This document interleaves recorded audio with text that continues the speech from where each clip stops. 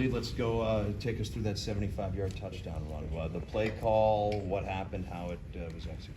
It was just a simple play that we worked all day, all week in practice, and it was the perfect time to run it in the game. We saw the front that we wanted, and I just came through the mesh, and the linemen got their blocks, the wide receivers worked to the secondary to get their blocks, and I just had to run and beat two people, and I was able to outrun their angles that they had on me to score a touchdown. 69 yards rushing for you guys in the first half, 188 after halftime. Even taking away your run, you guys were able to get it done. What was the difference? I feel like we, just getting the swing of things, and we kind of found our groove, and we knew that running the ball was going to be very important to getting the win, and it came through when we needed it the most down that homecoming stretch.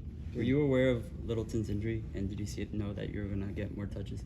I didn't really see everything that happened, but they came to me and let me know that he was a little banged up, and he was still ready to go if he needed him. But we felt that we could win without him. If we needed him, he was going to be able to play. But it didn't work out that way, and we were able to get it done. That groove that you talked about, you hit at Indiana, and then you hit for the second half of this game. Can you talk about what that feels like and how you guys can make that happen again? I feel like it's just seeing the looks early in the game, and we're making a little minor mistakes and things like that, but we get it polished up in a halftime break, and we come back out and we kind of know what we got to do, and we just execute it. That's all it really is.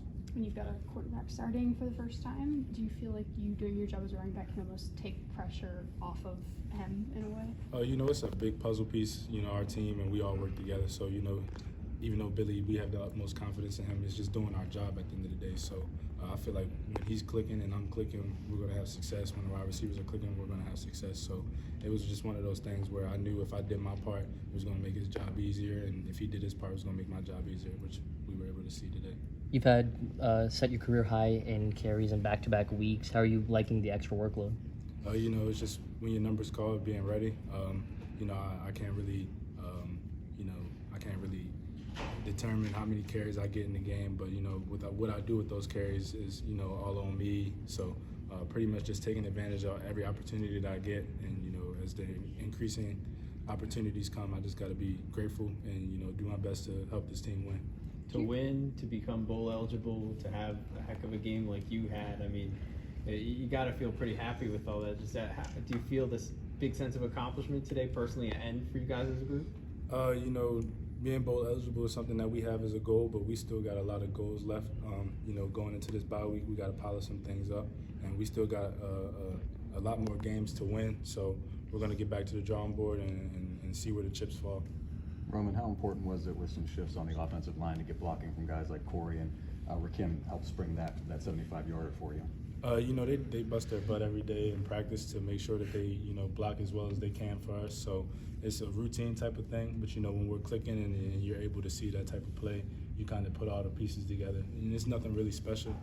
They really work really hard to make sure that they open up holes for us and get to that second level. So it was just kind of cool to see it all come together in that time of the game. Roman, I believe you're now on pace for over 1,000 rushing yards this year. You've talked about how that goal is important to you and the offensive line. Can you talk about that a little bit and just how important the run game's been in the big picture this season? The offensive line, they do a great job opening up holes, and most of the time it's just me, finding the right hole and running through it and everything like that. But, to have a 1,000-yard rusher is something, a goal that we have set as an offense, and we're well on our way, but, it's a lot of things that we can get cleaned up, and we're going to, do everything we can to get that done. On that play, when you're going off the field with 3 minutes to go and the game's tied as an offense, what is the feeling in that moment? We just want to drive down the field and win.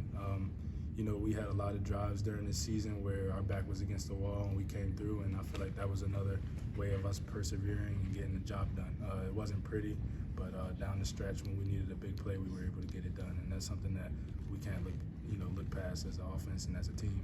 That last drive for you guys in the first half, you're down 10, you guys have the ball for over 4 minutes, you don't get a touchdown, but you put points on the board, a little momentum going into halftime. How important was that possession? That possession was very important.